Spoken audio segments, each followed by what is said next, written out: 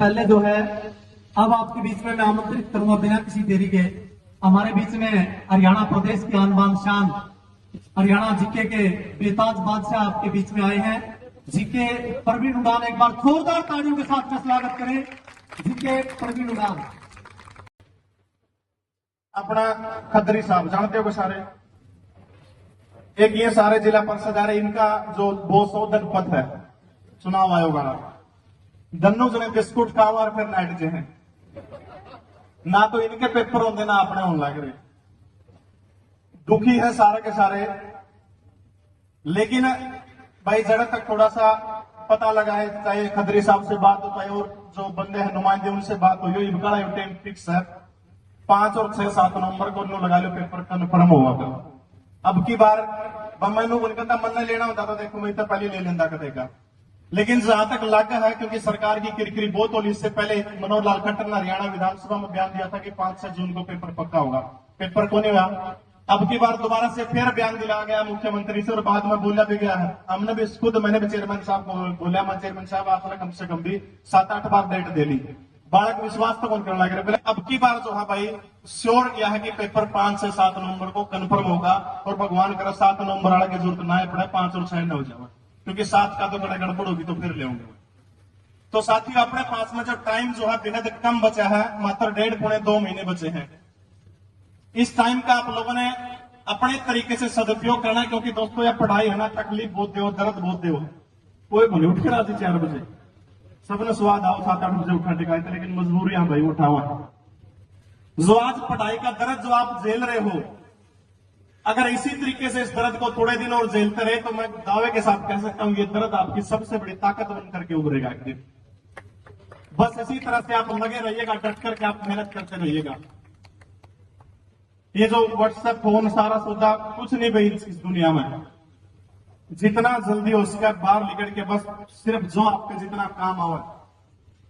Mark Zuckerberg का नाम सुना होगा, जिसने फेसबुक बनाई है, वो हमेशा एक ही रंग की टी शर्ट पहनना है, देखियो आप एक ही कलर की टी शर्ट पाओगे उस पर, पीछे ही कमी होगी उस पर। एक बार पत्रकार ने उनसे पूछ लिया कि मार्क साहब आप ये जो सिर्फ एक के रंग की ड्रेस क्यों पहन हो?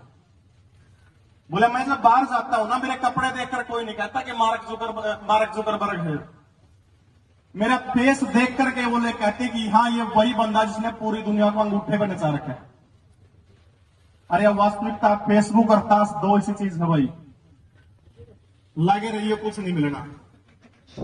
2 घंटे ताश खेल के उठ जाओ कुछ नहीं, 5-6 जन खा के उठ जाएगा, 2 घंटे फेसबुक चलाएगा कुछ नहीं मिलना। एक आधे की घड़ी अच्छी किस्मत हो तो उसकी क्या बन सकता, बाकी कुछ नहीं मिलता होगा।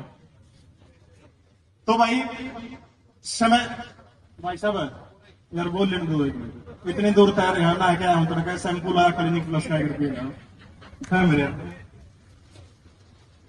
साथियों। हिंदुस्तान आप सभी को पता है 15 अगस्त 1947 को आजाद होता, आजादी के कुछ महीनों बाद नवंबर 1947 के अंदर एक लड़के का जन्म होता है महाराष्ट्र के सांगली जिले के अंदर। जन्म के कुछ समय बाद उस लड़के की रुचि खेलों के अंदर चली जाती है, और गांव का सरपंच का बेटा था वो उसने एक कुश्ती मरा दिया। उस लड़के की बात मैं कर रहा हूं, लोग उसके पीछे चाकू लेके पड़नी, बस सरपंच का बेटा हरा दिया। धीरे धीरे करके वहां से निकल गया। उसके बाद उसका जो चाचा मामा था, कोई रिश्तेदार था, उसने ले जाकर पुणे ले गया सांगली से, और पुणे ले जाकर उसको थोड़ी मोटी तैयारी कराई। उस बंदे को भारत की आर्मी जो है इंडियन आर्मी ज्वाइन कर ली, क्योंकि पहले तो इतने गणे धक्के कौन खाने पड़ा करते, घराता बुला के ले जा करते। अब वो लड़का इंडियन आर्मी के अंदर ज्वाइन हो जाता है। देखिए दोस्तों समय बदलता रहता है। 27 मई 1964 को भारत के पहले प्रधानमंत्री जवाहरलाल नेहरू चिर निद्रा में सो जाते हैं, उनकी मृत्यु हो जाती है। उसके बाद में गुलजार लाल नंदा को कार्यवाहक प्रधानमंत्री के तौर पर मौका मिला। उसके तुरंत बाद 5 फुट 4 इंच की हाइट के लाल बहादुर शास्त्री भारत के दूसरे प्रधानमंत्री बनते हैं। और जब शास्त्री जी भारत के प्रधानमंत्री बने थे तो सबसे भयंकर समस्या उनके सामने ये थी कि भारत के आर्मी के जवान उनको ये कहने जाते थे कि शास्त्री जी पाकिस्तान वाले आते हैं और मार के चले जाते हैं। तब शास्त्री जी ने कहा था कि उनको घुस के मारने का काम करिए। और तब भारत और पाकिस्तान के बीच में युद्ध होता है 1965 का वार, आप सभी ने पढ़ा होगा, बुजुर्ग बैठे हैं सारे के सारे जानते हैं। उस 1965 के युद्ध के अंदर जिस लड़के का जिक्र मैं कर रहा हूं, जिसका नवंबर 1947 के अंदर महाराष्ट्र के अंदर जन्म हुआ था, उस लड़के को 9 गोलियां लग जाती है। 9, एक गोली जो है रीढ़ की हड्डी में लग जाती है पीछे, जंगा में गोली लग जाती है, खोपड़ी की इस साइड से होते हुए एक गोली यहां से चीर के निकल जाती है। और नीति देखिए, 9 गोली लग गई, 9 गोली लगने के बाद भी वो बंदा हार नहीं मानता है। सड़क के थोड़ा थोड़ा आगे आके रोड था, उस रोड के ऊपर आ जाता है। ये जम्मू कश्मीर की बात है। जब वो रोड के ऊपर आया तो देखो युद्ध चल रहा है, बिल्कुल कोई नियम वगैरह युद्ध में थोड़े फॉलो होंगे। एक आर्मी का ट्रक था, ट्रक जाने लग रहा है, उसकी जो टांग जो थी, दोनों टांगों के ऊपर को आर्मी का ट्रक निकल जाता है। जरा सोच के देखिए, जिसके शरीर में 9 गोली पहले से है और आर्मी का ट्रक उसके दोनों पांव के ऊपर से निकल जाता है, उस बंदे के साथ में क्या बीती होगी। वहां से उठा के उसको हॉस्पिटल ले जाया जाता है। 17 महीने तक ये लड़का कोमा के अंदर चला जाता है, बिल्कुल कुछ नहीं बोलता। 17 महीने बाद हॉस्पिटल के अंदर एक सफाई कर्मचारी है, जब थोड़ा बहुत होश आता है उनको 10 रुपए उससे मांगता है और ये लड़का 30 नींद की गोलियां खा जाता था, क्योंकि नींद नहीं आती थी, इतना भयंकर पीड़ा।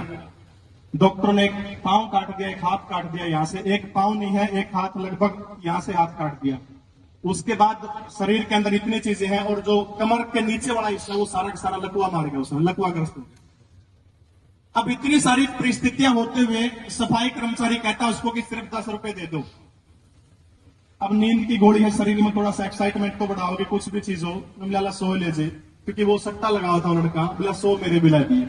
मटका नाम का कोई सट्टा होगा कोई, वो 100 रुपए लगाए तो उनका 40,000 रुपए आ गया। मैं प्रेरित नहीं कर रहा सट्टा लगाने के लिए, कभी मेरी बात को गलत ना समझाया। तब उसने उड़ते ही थोड़ी सी प्रेरणा मिलेगी, वह खुशी, क्योंकि देखो बेड पर पड़ गया था। उस टाइम के युद्ध के जो पीड़ित जो थे, सरकार भी उनकी ज्यादा संभाल नहीं कर रही थी।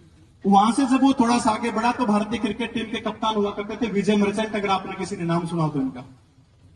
विजय मर्चेंट जो है, इनको क्या करते हैं, वहां से उठा करके ले जाते हैं और उनको तैरना सिखाते हैं। तैराक तो पहले से थे, लेकिन और अच्छे तरीके से उनको तैरना सिखाते हैं। 1967 जब आ गया तो 1967 आते आते बंदा आत्महत्या का प्लान कर चुका था कि मेरे को मरना है। मैं उसी नौजवान की बात कर रहा हूं जो 1947 के अंदर जन्मा था। धीरे धीरे करके उसको जब तैरना सीखा, बताओ एक हाथ और एक पैर नहीं है, फिर तैरना कितना मुश्किल काम है। लेकिन उस बंदे ने हौसला नहीं हारा, तैरना सीखा लगातार। और जब 1972 के अंदर पैरा ओलंपिक खेलों के अंदर भारत का प्रतिनिधित्व करने की बारी आती है, तो इस लड़के को तैराकी में हिंदुस्तान की तरफ से भेजा जाता है। मात्र 34 सेकंड के अंदर इस दिव्यांग ने 50 मीटर तैराकी के अंदर गोल्ड मेडल भारत को व्यक्तिगत स्पर्धा के अंदर दिलाने का काम किया था। जब मैंने इसकी जीवनी के बारे में थोड़ा और पढ़ा तो लगातार 8-8, 9-9 घंटे, जी हां मैं बात कर रहा हूं मुरलीकांत पेटकर की। मुरलीकांत पेटकर वो व्यक्ति जिसने पैरा ओलंपिक खेलों के अंदर हिंदुस्तान को व्यक्तिगत स्पर्धा के अंदर पहला गोल्ड मेडल दिलाने का काम किया था। जब मैं इसकी जीवनी के बारे में थोड़ा सा और पढ़ रहा था तो उससे देखने के ऊपर पता चलता कि इतने सारे प्राइज होते हुए भी कहता कि मैं लगातार 8-8, 9-9 घंटे तैरने का काम करता हूं। शरीर जवाब दे जाता था, बिल्कुल पूरी तरह से हाथ पैर सुन हो जाते थे। मैं गोलियां खा के दोबारा से फिर तैराकी के अंदर, तालाब वगैरह के अंदर फिर कूद पड़ता था। उसके बाद कंटिन्यू में लगा रहता था। और जो दोस्तों लगा रहोगा ना, क्योंकि ये वो चीज है, ये पढ़ाई चाहे कोई भी काम हो, जो लगातार कंटिन्यू लगा रहा होगा वो बंदा कभी भी हार नहीं मान सकता। लाख दलदल हो पांव जमाए रखिए, लाख दलदल हो पांव जमाए रखिए, हाथ खाली ही सही मगर ऊपर उठाए रखिए। कौन कहता है कि छलनी में पानी रुक नहीं सकता? कौन कहता है कि छलनी में पानी रुक नहीं सकता? बस बर्फ बनने तक हौसला बनाए रखिए, बर्फ बनने तक हौसला बनाए रखिए। साथियों, जिंदगी में जो कुछ भी होया आपका गलत, मैं तो मेरा ऐसा मानना है कि जिंदगी में जो कुछ हो, पेपर लेट हो गया मान लिया, या पिछले पेपरों में आप अच्छी परफॉर्म ना कर पाए हो, कोई बड़ी बात नहीं। हमेशा हर चीज को जिंदगी में पॉजिटिव लेना चाहिए। शायद उसके अंदर परमात्मा है ना, गलत को नहीं करता ऊपर आना कदे भी, उसके अंदर कुछ ना कुछ कोई राज छिपा है। बोर तो नहीं हो रहे? हरियाणा के अंदर फतेहाबाद जिले के अंदर एक विधानसभा सीट पड़ती है टोहाना, अगर आपने सुना हो तो। टोहाना विधानसभा सीट से सुभाष बराला जो बीजेपी के पूर्व में अध्यक्ष रहे हैं, वो चुनाव लड़ते हैं, पिछली बार बीजेपी के अध्यक्ष थे। उनके सामने एक शख्स था जो कांग्रेस पार्टी से टिकट मांग रहा था, देवेंद्र बबली, अगर आपने नाम सुना हो तो, आजकल मंत्री हरियाणा सरकार के अंदर। वो कांग्रेस पार्टी से टिकट मांग रहे थे, लेकिन देखो राजनीति बहुत लंबी अलग तरह की चीज होती है। उस बंदे को कांग्रेस से टिकट नहीं मिली। मेरा एक जानकार मित्र है, जब उसने मेरे को घटना बताई कि जब देवेंद्र बबली की कांग्रेस से टिकट कटी, क्योंकि उस बंदे ने दिन रात 5 साल लगातार बहुत ज्यादा मेहनत करके थी, बोले अब आंखों में आंसू थे कि टिकट नहीं मिली। अब देखो सीन ऐसा बन गया कि उसको वहां से टिकट नहीं मिली और जेजेपी ने नई पार्टी बनी थी, जेजेपी ने देवेंद्र बबली को टिकट दे दी और वो बंदा टोहाना से जीत गया सुभाष बराड़ा को हरा के, और उसके बाद वो बंदा हरियाणा सरकार में मंत्री। मेरा कहने का मतलब यह है कि परमात्मा ने सही करा कि उस तक कांग्रेस की टिकट को नहीं मिली। जीत जिंदा कांग्रेस में भी के बरा, लेकिन जीत के कड़ा बैठा रहो, विपक्ष में बैठा रहो। आज वो बंदा देखो परमात्मा ने करा, कांग्रेस ने उसके कर्म में भाग्य खींच के ले जाते, उसके टिकट नहीं मिली, वो बंदा चला गया जेजेपी मारा, वो बंदा मंत्री है। तो इसलिए साथियों जितना भी टाइम निकलने लग रहा है या जो भी आपके साथ में आज तक जो भी घटनाएं घटी है, मैं तो ऐसा मानता हूं कि अच्छे के लिए घटी। दूसरी चीज, समय दौर आजकल का कुछ ऐसा है जो हमारे युवा भाई बहन जो हैं, काबू रखना अपने आप के ऊपर बहुत बड़ी बात है। ये महिला जी, राजेश महिला जी स्टेज पे वापिस आए। क्या हो गया, पैसे तो देंगे होंगे, मान सम्मान रह गया था, कर दो ना, इसी से प्रोग्रामों में या बड़ी चिंता ना करो भाई। अच्छा पहले ले लिए थे ना भाई। मैं भावना में बहने की बात कर रहा था, इस तरह की चीजों से बिल्कुल दूर हट करके आपने अपने प्रयास करने हैं, और जो आने वाले 1.5 महीने हैं उनको कम से कम भी आप 4-5 महीनों के अंदर जब बदलने का काम करेंगे, पेपर होगा निश्चित रूप से, उसको कोई नहीं टाल सकता। हो सकता है कोई इंसान, अगर आप किसी के पीछे लगते हैं, किसी के आगे लगते हैं, कोई भी इंसान धोखा दे सकता है इस दुनिया में। माँ बाप और भाई बहन के प्यार के सिवा किसी की कोई गारंटी नहीं है। लेकिन दोस्तों एक चीज ऐसी है जो जिंदगी में आपसे शायद कोई इंसान बेवफाई कर सकता है, वो चीज आपसे जिंदगी में कभी भी बेवफाई नहीं करेगी, मैं ऐसा वादा करता हूं। वो चीज आपकी किताबें, जितना आप उन किताबों के अंदर खोओगे, जितना डूबोगे, उतना ये किताबें आपका साथ देगी। इसलिए अन्य चीजों से हाथ बिल्कुल पूरी तरह से हटा करके सिर्फ और सिर्फ किताबों की तरफ ध्यान करिएगा। एक रिक्वेस्ट छोटी सी आप सबसे करके जा रहा हूं कि जो भी भाई बहन बैठे हैं, जो पढ़ नहीं रहे, अपने माँ बाप की तरफ देखते हुए आपके पिता की जो फिक्र है ना, उस फिक्र को आपने फक्र में बदलने का काम करना है। आपके पिता को आपके ऊपर गर्व होना चाहिए, ऐसा काम आपने करके दिखाना है।